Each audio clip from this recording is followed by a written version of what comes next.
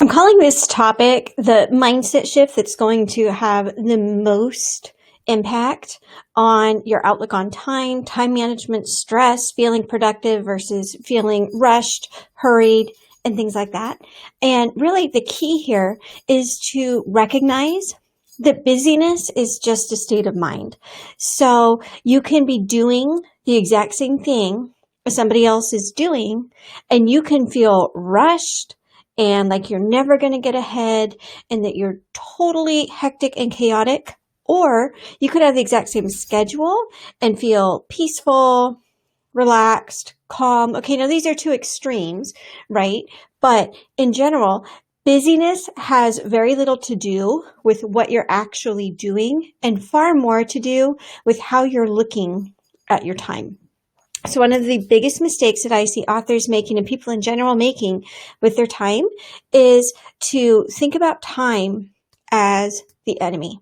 So when you say things like, I don't have time to do this, if I only had more time, or if you act as if time is against you, right? You're always racing to beat the clock, right? When you've got that mentality all the time, well, first of all, you're going to be more stressed than you should be.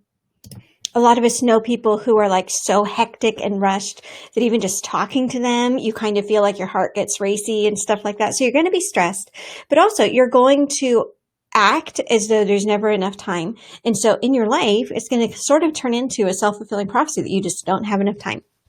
And so what I encourage you to do is, first of all, stop looking at time as the enemy. Okay.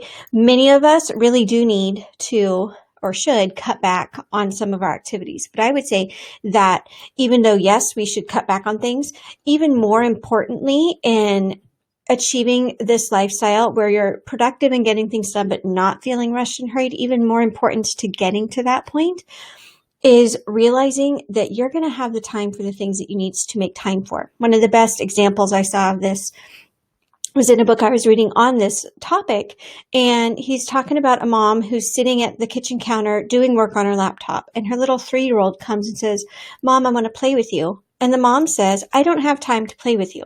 Okay, if you're a parent, you have probably said those exact same words. I don't have time for this right now.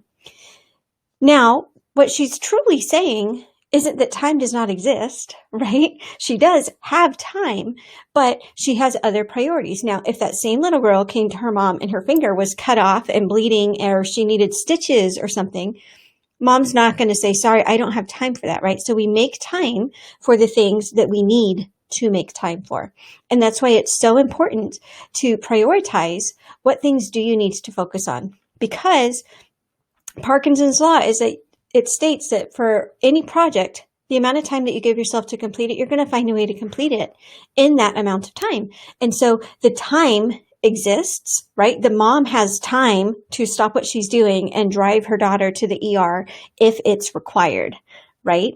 But we need to be really careful about how to prioritize our times, and even in the language we use. So I would encourage you to try to get out of the habit of saying, I don't have time for that, because that's just reinforcing this concept that there isn't time to do what we want to do or need to do.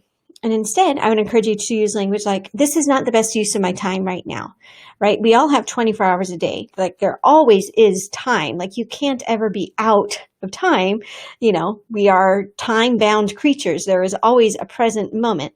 So saying, I don't have time, a better way to look at that is to just say, I am, prioritizing this over that, things like that. So I encourage you to stop looking at time as the enemy or a lack of time as the main problem.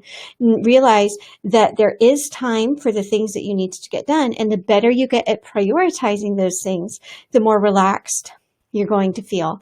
And then also, if you are one of those people who's kind of addicted to the stress and adrenaline rush of being hurried, then it's time that I really encourage you to slow down and just remind yourself, hey, the world doesn't end when I take a little bit of time off. If I take the weekend off, my sales don't tank overnight.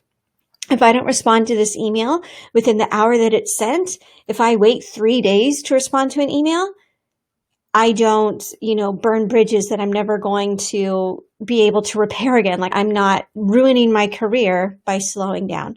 So I encourage you to not only look at this idea that, okay, time's not the enemy, But to take the other side of that and say, okay, I do have time for the things that I need. And when I slow down, the world doesn't fall apart. My business doesn't collapse.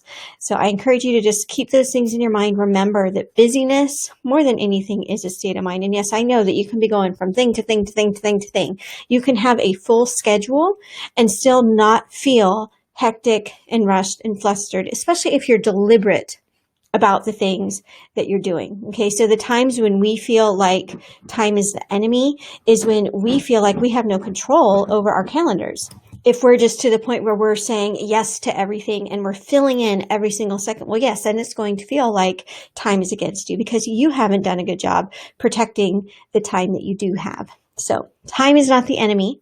There is time for the things that you need to make time for.